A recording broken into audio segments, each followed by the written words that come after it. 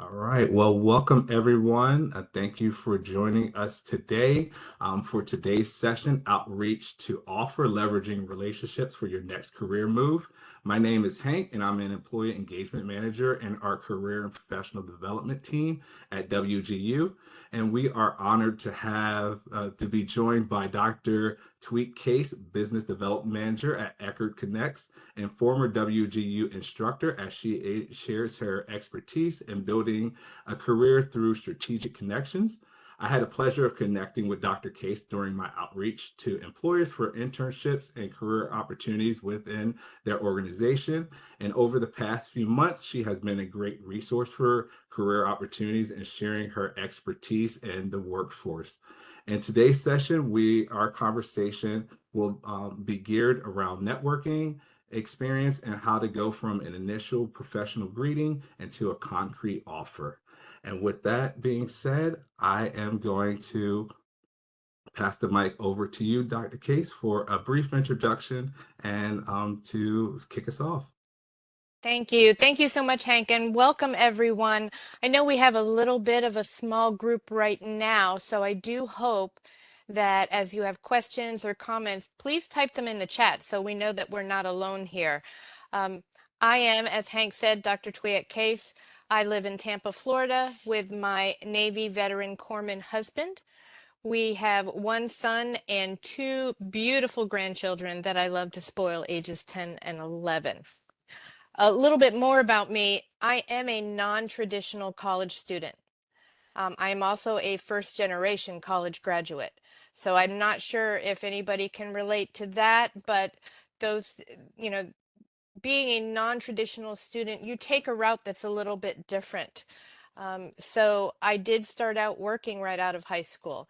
And that path that I took ended me up in healthcare and then in business and then in academia and then finally meeting Hank. And that's a very, very abbreviated path that I took that I'm sure we'll get into a little bit later. Um, so proud. Congratulations. Thank you, Sarah. Thank you, Sarah. Let me share a little bit just to give you a little bit of my pathway now so that you can understand where I'm coming from when we talk about networking and leveraging our relationships.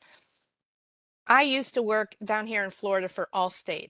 It was a very large company, and when they closed their center and moved to Virginia, I didn't have a job. I just graduated high school, didn't have a job, didn't know what to do. So I decided to volunteer at our local hospital. Our local hospital was very kind and gracious to my grandmother who had a surgery. So I went to volunteer. And when they asked me where I wanted to volunteer, I said, you know what? I'd like to work with geriatrics in the psychiatric division. So they threw me into the psychiatric wards and I volunteered. And I met a lot of fantastic nurses, fantastic mental health people, admissions people, finance people, anybody you can think of. I loved it so much that I just started showing up for shifts. Full 8-hour shifts. You're here again. Eventually, what happened in probably less than 3 months is the charge nurse approached me and said, you know, you're here all the time. Why don't you work here? I said, okay, I'll do it. No big deal. And she wanted me to be a certified nursing assistant. So all the friends that I had made, all the networking that I had done on those psychiatric floors pulled me aside and said, no, that's not the route you want to go.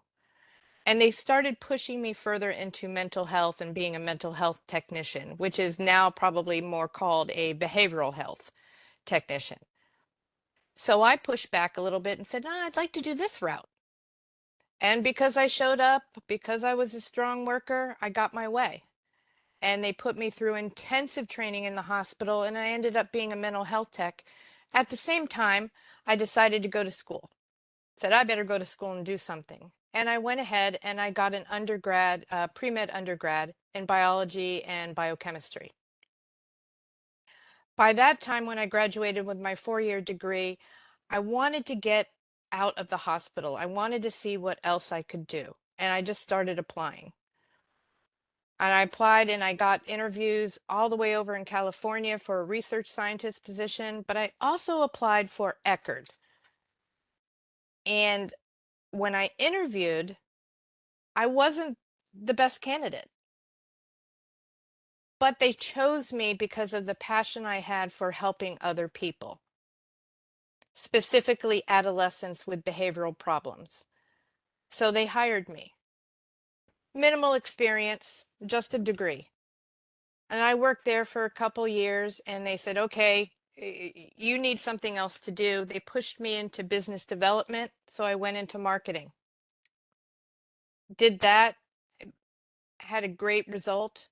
They sent me to grant writing school. So I got a grant writing certificate paid by the organization. Then they said, okay, you still need something more to do. And they sent me and they paid for my MBA. And they helped me with my master's degree. And then they put me into project management. And then they put me back into business development. And then the son that I had decided to have children. And I decided that traveling was a little bit too much. And I wanted to make sure that I could have some time with my grandchildren and really help support my son and what he was doing. So I decided to go into academia. I'm going to go and work in a college with no experience, none.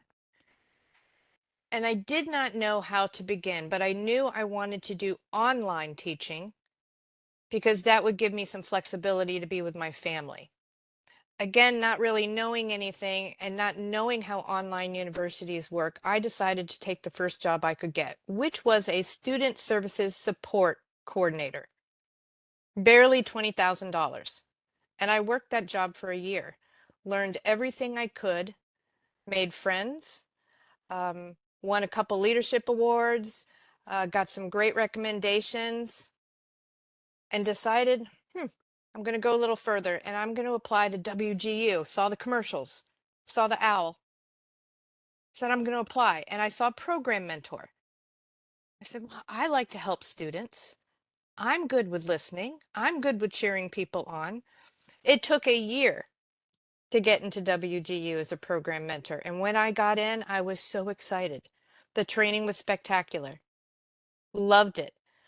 Since I was doing that, I also decided I wanted to get my terminal degree in business administration. So I was doing that at another university as well. While I was a program mentor, I finished my terminal degree, but I had some connections and I had made some friendships with the course instructors at WGU that very organically took me under their wing and started inviting me to participate in their live events. And one of my pivotal, Dr. Joe, I'll never forget him, and we are still extremely close today, was pivotal in shaping me as a teacher and helping me form that skill set and still helping me to this day whenever I have questions or anything else. He helped me get the job as instructor. So I did 3-4 years as an instructor with WGU and then had an opportunity to work in a doctoral program that was CBE as well. Um, and then Eckerd came knocking again and said, we need help again. Um, and I decided that I was going to leverage both. And I was going to keep my toes dipped in the academia pool, but I was going to go back to my roots where I could help youth and underserved populations. And that brought me to Anthony. Anthony, that is my very long story of how I Well, came to you. I think I told you most of it, but I hope that some of it resonates with the students that you have here online. yes, and I think it does. Just as far as being able to go from working, doing something you were volunteering to do, and finding that you had a passion for it, even though people told you, "Hey, this is not the thing that you want to do. You might want to go this route," but you had a passion. You had a desire to connect with that group of children or group of teens to be a light for them, which is awesome, and being able to take that advantage. So as far your networking career coming to WGU and then holding those, keeping that bridge and not burning bridges, which I tell people, hey, you want to keep every connection. Every Mhm. connection is important, no matter how you look at it. Um, in a time where networking may, like, you go on LinkedIn, networking may feel like a transactional word where, hey, what am I getting out from this, or what are they getting out from me? How do you personally define like networking in a way that feels more authentic and less intimidating when you're taking that approach? Yeah, I think you kind of answered the question and defined networking already within your question when you said authentic. Because when it comes to networking, authentic, reciprocal relationships is what you're looking for. Everybody, a lot of people are on LinkedIn and maybe they have 500 plus, 1500 plus connections, but do you know them? Are Do you give something to your audience, or does your audience give something to you? So when I think of networking, I'm always thinking of authenticity and a reciprocal relationship. The people that were mentors to me throughout my career, it was a reciprocal relationship. It wasn't just them guiding me, it was me listening and maybe providing something for them in return. But I think some of the best networking you can do is when it's authentic and it's reciprocal. Right. And now I know, and we have a lot of people that registered and a lot of people that's in this session right now. If you wouldn't mind, if you would drop in the chat, where are you at in your networking career or Mm. your networking journey? Are you still trying to connect with a mentor? Are you looking for connections with inside the industry, or have you built a solid network that you can consistently reach out to and connect with? Um, so if you have a moment, go ahead and drop those in the chat. But Dr. Case, when it comes to building a network for long-term growth, you started off in the hospital setting, you moved on, you got your degree, you came to WGU, you went back to working at Eckerd Connect. When it comes to that growth, should students prioritize like quantity of their connections to kind of increase their visibility on like LinkedIn, or does quality of a few deep, impactful relationships matter when they're networking? That's a good question. I do believe it is a combination, and I believe that timing has something to do with that. I would caution just going in and trying to collect as many people in LinkedIn or any type of social media that might be in your field just to get that number and get that number higher. I would encourage more authentic connections that will start to branch out for you and lead you to other people. So for example, if I know Hank and I've just had a great conversation with him, I may end our meeting and say, "Hank, do you mind if I connect with you on LinkedIn?" And he's going to say, "Sure, no problem." He's going to send me his link or whatever, and I'm going to accept that. And then I'm probably going to keep in touch with you, Hank. Maybe our business has concluded, or there's not a reason for us to speak immediately, but I'm going to make sure that I'm consistent in building our relationship online. And that may be that I touch base with you once a week or once a month. "Hey, Hank, how are you doing? I'm doing X, Y, and Z. I wanted to reach out and ask if you had any guidance, anything that you can help me with." But having that consistency and building your network from a few strong relationships will give you a more valuable network online.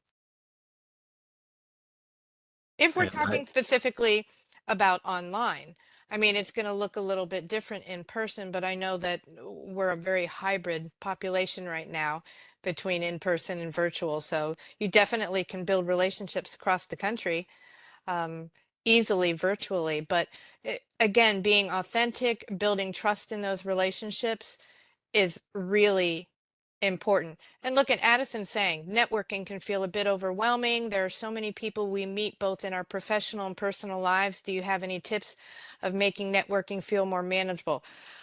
I, I'm going to tell you what I do, Addison, and it's probably a little bit analytical because that's who I am. But I will, let's say that you do meet so many people in your professional life, or you've gone to a conference and you've got all those stacks of business cards or QR codes. I tend to always do a follow up after I've met somebody. I think I did one with Hank too. Just saying, hey, it was really nice to meet you. There's probably something that stuck in my head about you, and I'll make sure that I put that in the email. But then I use my calendar. I mean, to be upfront, there's no way we can juggle all of it in our heads. We will miss somebody, even keeping it in our phone.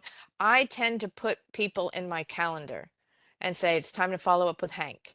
It's time to follow up with Addison. It's time to, and I do that on purpose because it helps me build a pattern and a relationship that's consistent with that person. So that's how I do it. I don't know what you do, Hank. Do you have any tips on that? Yeah, I was going to say I like that tip because that's something I actually implemented this year for me. I started putting people on my calendar, even if it's in April. I might reach out to you in 3 months, but me having those conversations like, hey, I'll reach back out to you versus, hey, I know I'll reach back out to this person because I open my calendar every day. So that's always there. Mhm. So definitely some great advice that you gave. So appreciate that. Look, we got some good good participation in the chat right now. Um, from Miranda, I'm working for quite a few years with a single company, and while I have many friends in the company, I'm not feeling like I'm growing from these connections. So I'm in a figure out how to network intentionally phase. I want to connect with more people, but having a hard time figuring out where and how. That is a great question. And sometimes we do get a little bit, and I remember this too. You're in an organization and you like it. There's nothing wrong with it, but you know that you're stagnant in your growth. And you know that when you can almost do everything on repeat. And you're like, okay, it's time to go. I'm not being challenged. And maybe the people in your company are not in a position to help you with that. So if you're looking to look outside of your organization, but you are in a specific industry that you want to stay in, I'd start looking at some local chapters and some local organizations. You could go as far as to look for those type of groups, industry groups on LinkedIn, maybe even on Facebook. I'm not sure. I only use Facebook for pictures of my grandchildren and dogs, but I know that there are a lot of Facebook groups. So you could look on Facebook for different groups. Same thing for LinkedIn. That's a little bit more professional. Maybe there's something even in Handshake that would help you. But depending on, I don't know the industry you're in. I mean, Miranda, if you threw that in there and told us if you were wanting to stay within your company or whether you were looking to branch out into a different organization because you're not growing, then I could probably give you a different response, maybe a little bit more detail. And look at Yonde. I'm building a supportive network of connections on LinkedIn, and I'm open to new connections. See, that's really good because the students that are here now, if you go and you click and you want to connect with the student that just provided a link in there, then you all can form your own group and start supporting each other. And then sometimes that brainstorming, somebody will say something that somebody else didn't think of. It's always good to collaborate and throw out ideas and see what works. Yeah, and that's one of the things that we often preach here at Career Services, especially in these sessions, since we don't have a brick and mortar. You see your classmates every day. Share your LinkedIn. There may be someone who that you have the same course with, that may be attending the same sessions that you can connect with about schoolwork or what are they looking for in a career. They may be able to give you some advice because they're already in the industry and be able to provide some insight on how they got in and what you need to do to get yourself in the door for that organization. So that's awesome. Some other resources that I would suggest looking to connect is WGU Ask a Grad. So you have the Mhm. opportunity to connect with our alum, ask them any question that you may have. Could be in regards to coursework or connecting with a mentor, or even just getting some insights into the industry. That's definitely a great spot that you can ask those questions. And also WGU Connect is a great opportunity to connect with others, other alum or other students, and then see what is going on. There may be events that you can volunteer for, or upcoming events that are local that someone may be promoting that you can take advantage of to participate in, or see what is going on in your region. So I'll move on to the next question. Staying with LinkedIn and just connecting with someone that you may not know, but when you receive, like, let's say, a message on LinkedIn from like a student or a job seeker, what specific elements make a message stand out? What things could you put in a message to in a positive way that gets someone to answer and respond back to your message, even if you don't know that person? Um, I do get a lot of messages on LinkedIn asking for connections, and many I accept, and there are many that I do not accept.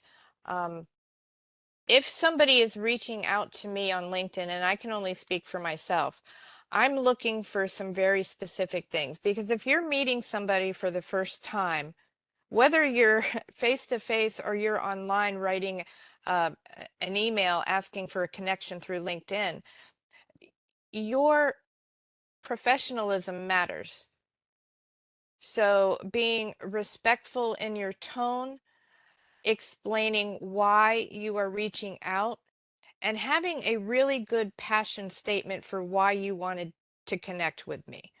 If for example, if Hank reaches out to me on LinkedIn and says, "Hey, can I connect to you?" or all he does is push that button to connect with me and doesn't send me a note, I'm not doing it because I don't recognize who Hank is.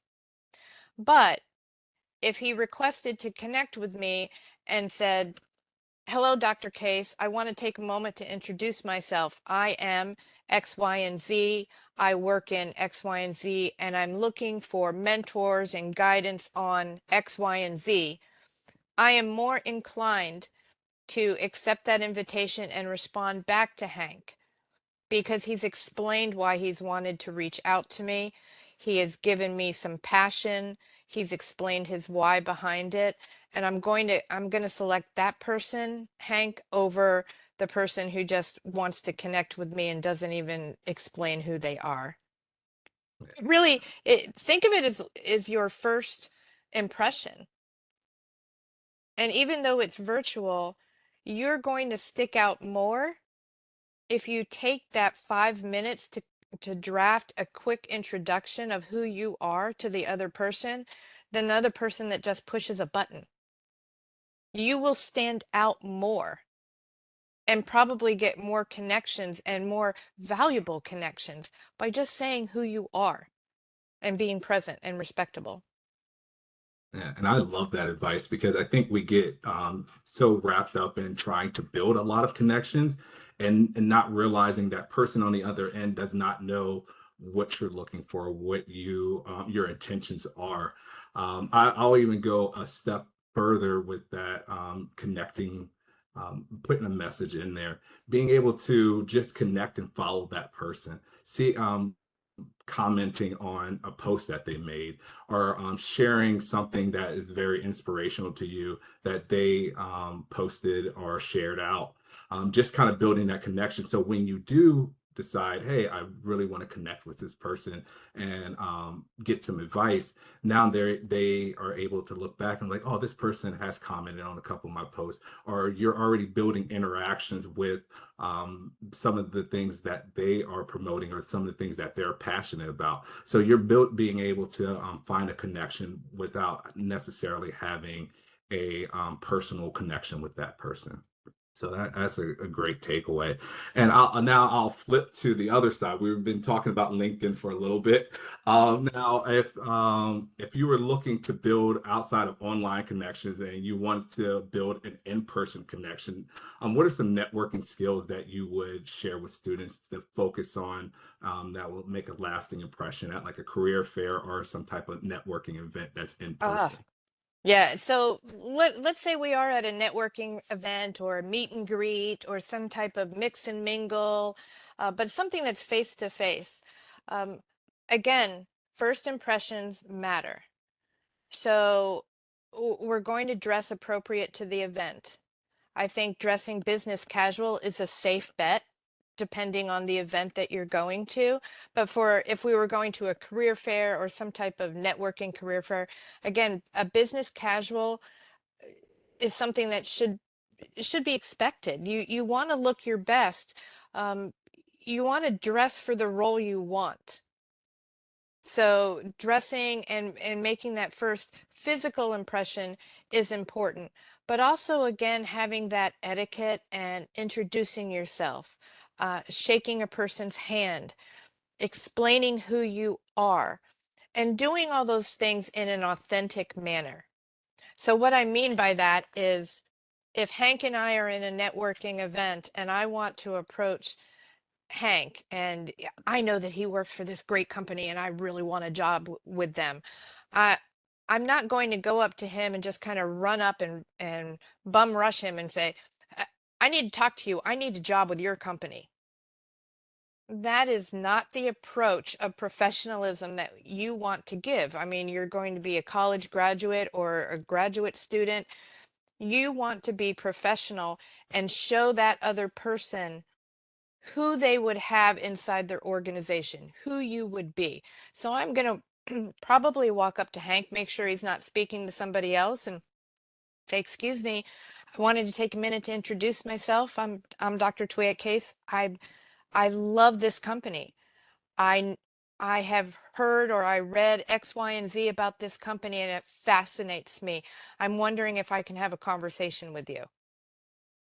And really put it back on Hank or that other person so that they feel that you're genuine and authentic about wanting to learn more about the organization, because we're all looking for those employees that have the same mission and the same vision as the organization. Those are the ones that we want to hire.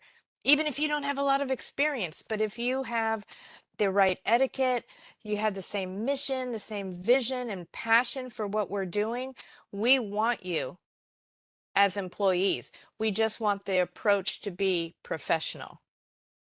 Does that make sense or did I go off track, Hank? Nope, you made it. That was actually great. And I was thinking about, hey, what's my follow-up question for that? But I think just being able, especially for students and individuals who work remote, who are online, going into those events or those career fairs where you have to present yourself up front, you want to put your best foot forward.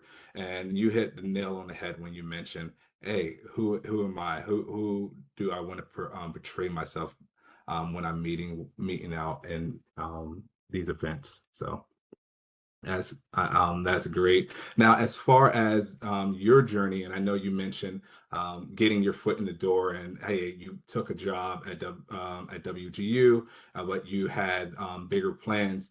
In your opinion, is it best for candidates to wait for a perfect role, or take a secondary position just to get into the company? Nope. I'll say I'm over 75% sure in most situations you take the role to get into the organization. You show that organization that you're willing to do a different role. Maybe it's not the exact position you want. Maybe it's not the salary that you were hoping for. But organizations are looking for, just like a lot of people are for aligned visions, aligned passions. So if you're passionate about a company, you take the job that you can get in the door and show them who you are as a person. Show them your skill set, show them the projects that you complete and what you contribute to the organization so that they want to give back to you. and then you get that job that you're looking for. I took that student services coordinator position when I first entered into academia with a different online college. That was not the position I wanted, but there were a few things I knew I would learn from that. One, you learn a lot about an organization, no matter what position you're in. So if you take a position it's not your dream job, you're still learning about that organization and how it works and the people that are in it. So I took a 20,000 plus, salaried job to learn about the position and just started climbing from there. Same thing with WGU, program mentor. I loved being a program mentor. I really did. But it wasn't the dream job I wanted. I wanted to be able to teach within my expertise and in my field, but with no experience, you have to be aware of what you can provide of value to an organization and then provide the skill set so that they see you for who you are. That program mentor job turned into a senior instructor position. That turned into 250 students coming to our live events every week.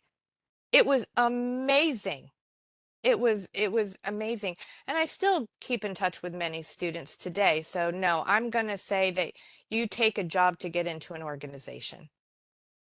Right.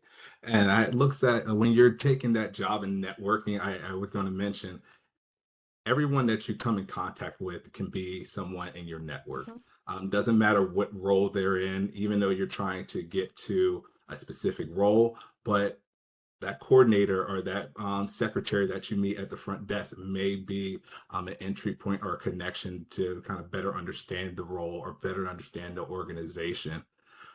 So, if how do you recommend a student keep a relationship warm for future opportunities without being overbearing if that networking, that lead that they have does not pan out for a job immediately? Yeah, it depends on the relationship that you have with that person. If it's just an online, an online contact that you've never met face to face, never had a phone conversation with, I'd say once a month, reaching out to that person, like we talked about earlier, is sufficient. And it may not ever really manifest into something that you want immediately, and maybe not for a year, but still maintaining that consistency demonstrates who you are as a person versus somebody that, oh, this lead's not doing anything for me, and you drop them like a hot potato. We don't want to do that to people. If you're a true networker, then you value relationships and you are authentic in how you're doing that. Now, if you're maybe looking at a in-person networking relationship, we're at an in-person event and I want to keep Hank as my networking lead, but nothing's materializing. Doesn't matter. I already had conversations with Hank. I like Hank as a person. So again, I'm still going to keep in touch, but I'm going to allow Hank the power to tell me how often he wants to continue the relationship and say, Hank, would you mind? I know there's nothing available right now, but would you mind if I reach out in a couple months to say hello, see if anything's available? Maybe we'll catch a cup of coffee. And I'm going to do it that way to give that person that you're hoping may eventually give you a lead, give them the power to say, yeah, you know what? Yeah, let's hook up in a couple of months because then it keeps it in their mind and it keeps them fresh and it keeps them as a warm contact.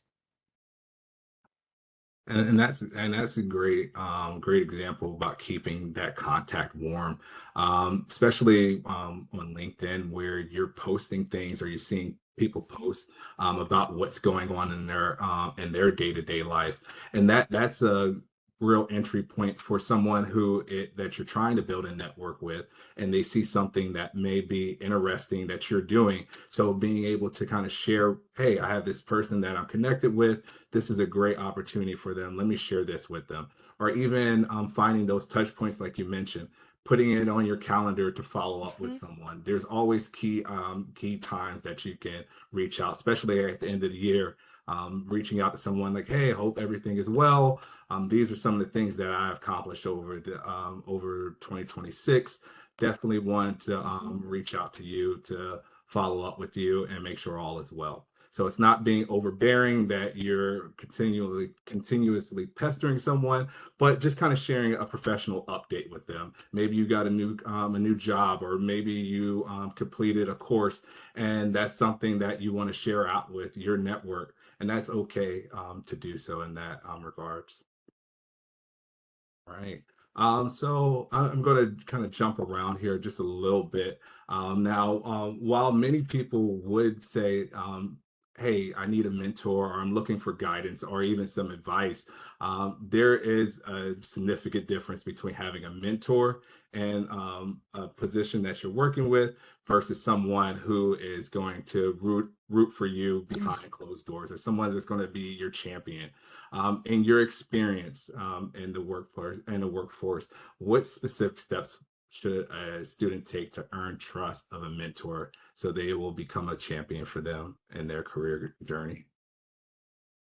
Uh, I made a note on this particular question, Hank, because it is extremely important. One of the biggest things that I think we can all do is listen. Listen.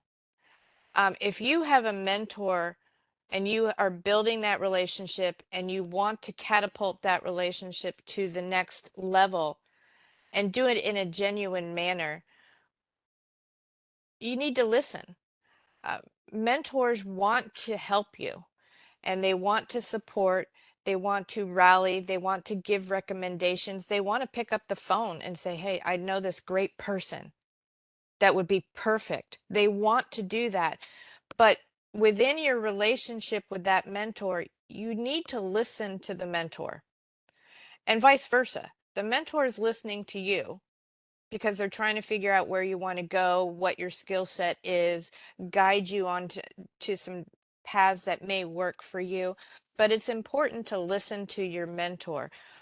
There are times when people are very excited about getting a mentor, and I've seen it happen in person where they've identified somebody as they want as a mentor. The person's high powered, they've got a great position within a company. The first time they're introduced, "Hello, my name is Dr. Tuyet Case. I want you to be my mentor." These relationships take time and they take authenticity and they take a tremendous amount of trust because a mentor puts their name on the line for the mentee. So take the time to build a trusting relationship. Listen to your mentor, ask questions, and when there's guidance given, follow through on that guidance. Or if you can't do something, follow through and say why you can't. It's always going to be the relationship building and time to make that trusting relationship catapult to a champion.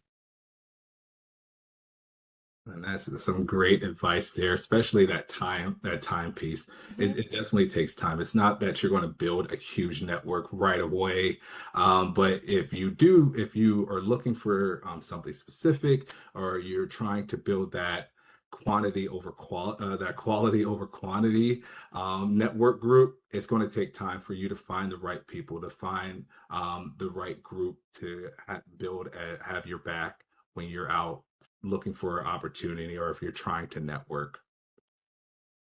So before we wrap up, one last question for you, and this is a little actionable takeaway for students. For a student who feels that they currently have no professional network, or little to no professional network, what is the very first thing they should do this afternoon to get started on their building their network? I'm going to say something a little bit different, and uh, I want students to know who they are. We have to know who we are so we know how we're presenting ourselves. So I used to tell students, and I still tell those that I'm mentoring today, that I'm a big fan of the Clifton Strengths, and that comes from my mentor, Dr. Joe. Um, I say go out, take the Clifton Strengths for Leaders assessment. Take a look at what your top strengths are. It will also tell you where your challenge spots are. And then write out a personal statement of who you are.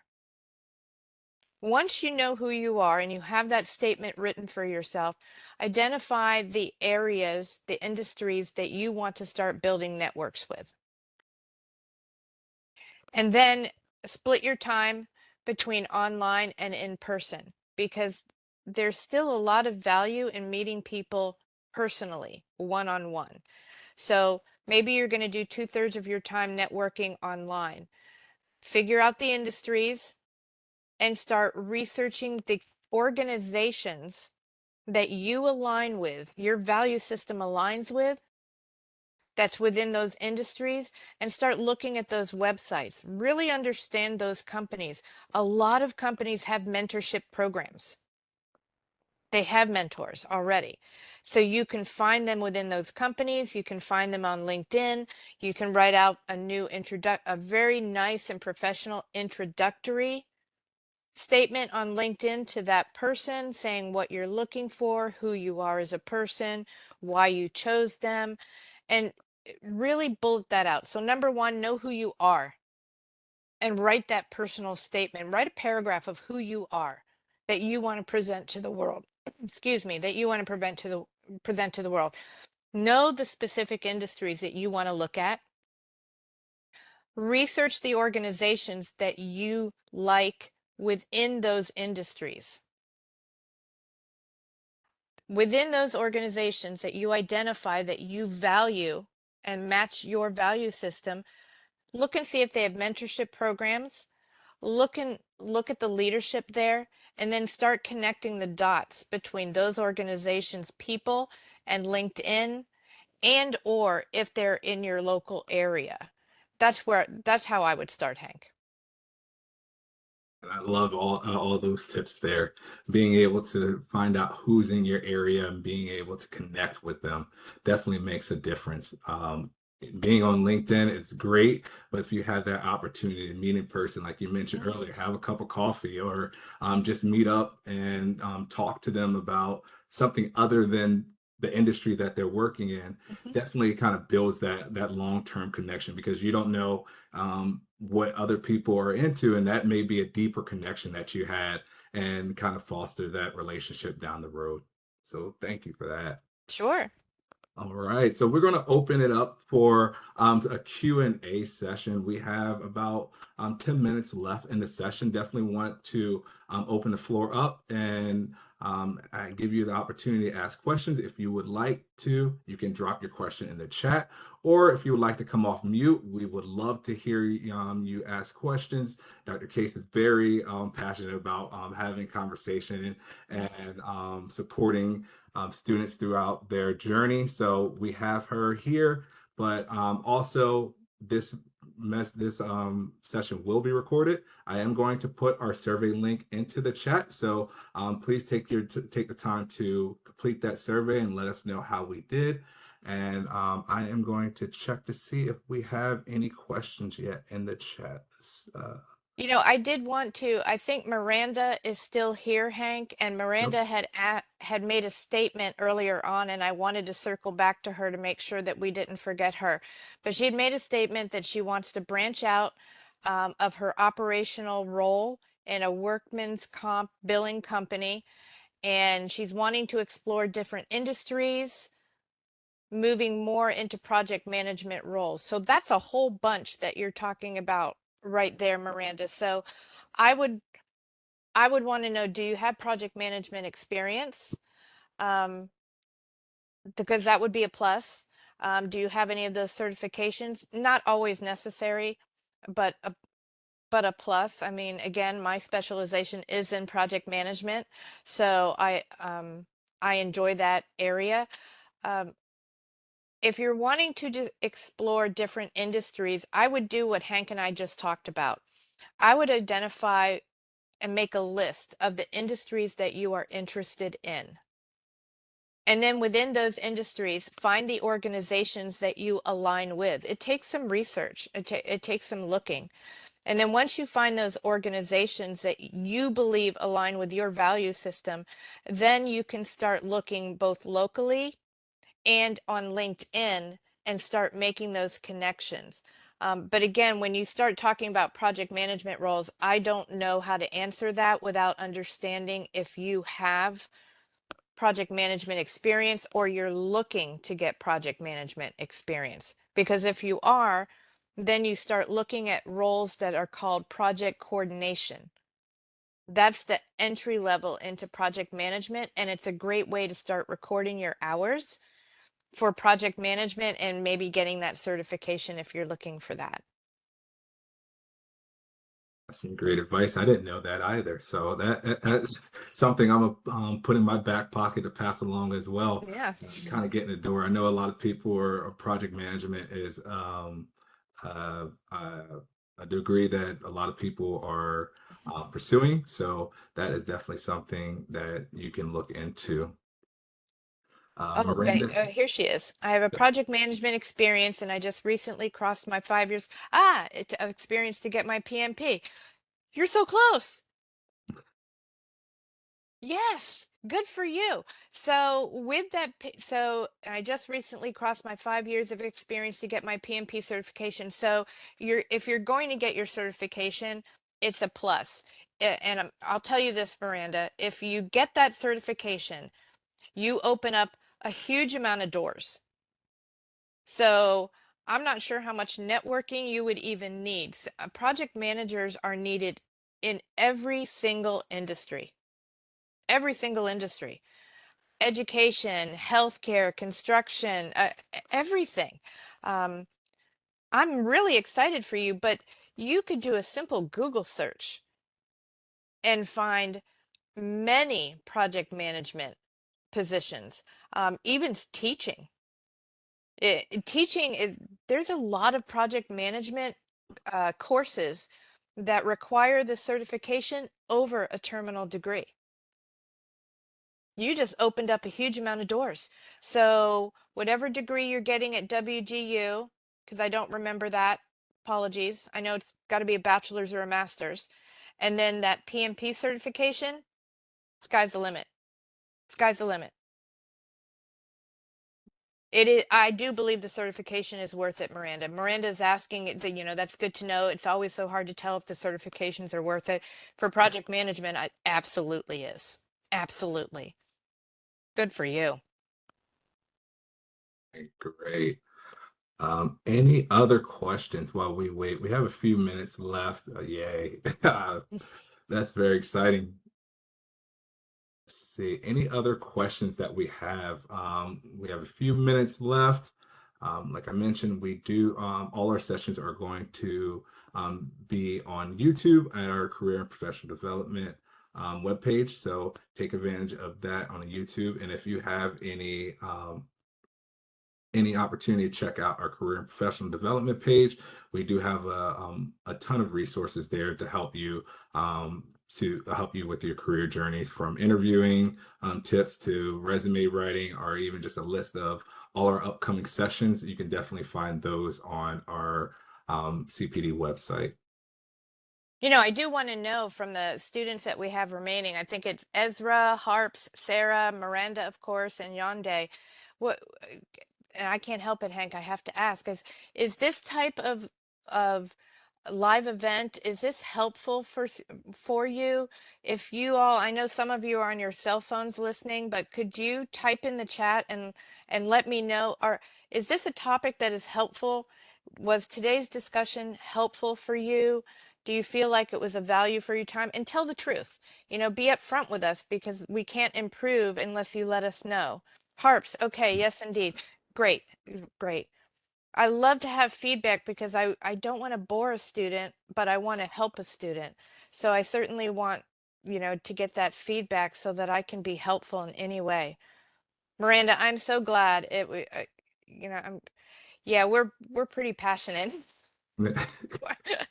I think I talk Hank's ear off a little bit too much when we do our side meetings to plan things, but I can't help it. Um, You know, the more you help people, the more excited I get. There's so many opportunities. And sometimes when we're doing our schoolwork and we're going to school full time and we're taking care of our families, it gets really hard to look outside of our tunnel. So sometimes just having an open conversation like what we're doing today can make all the difference. So I'm glad. Absolutely. I'm in the home stretch of my MBA. Congratulations, Sarah. Yeah. Looking for a career change. Okay. This is perfect. Good for you, Sarah. I wish you the best too. Definitely take advantage of your career services department. It is one of the connections I find to be the most valuable for students. And I can say that from traveling the country and meeting with university students. It's the career services department. Really meet up with those people, those folks. Yeah, and definitely we will have to have you back, Dr. Case. I know you have a large knowledge of career development, workforce, and with your experience at WGU as a professor, definitely would come into play with some of the topics, especially with a career transition or career changing, would I'd definitely love be a to. great topic to talk about. So I'm glad to see that that we have a lot of students that are excited about that. So appreciate that. Sure. Right. So we're coming to close. I definitely want to give you an opportunity for any closing remarks or just give us a few more suggestions of what we can do to better our networking skills and how to prepare ourselves for the workforce. I'm going to give one final, and this is for the people that might listen to the recording at a later date too. Every single one of you are unique and special in your own right. Know who you are, be authentic and true to yourself, and treat the other people that you meet with kindness. You would be amazed at how many doors will be opened and how many people will want to talk to you and have conversations and mentor with you if you are authentic, if you are genuine. Be yourself, be kind, and know who you are and have confidence in that person. And you will get to where you want to be. And you might even get somewhere that you did not know you wanted to go and enjoy that ride. Right, that's very powerful. I definitely appreciate you for joining us today. That is a wrap for today's session. Thank you all for joining us today with the great questions in the chat and engaging us and talking about offers to outreach to offers. This session will be sent out in a recording this afternoon. Your feedback definitely helps with us building our future events to come. So please give us your feedback and let us know how this session has impacted you.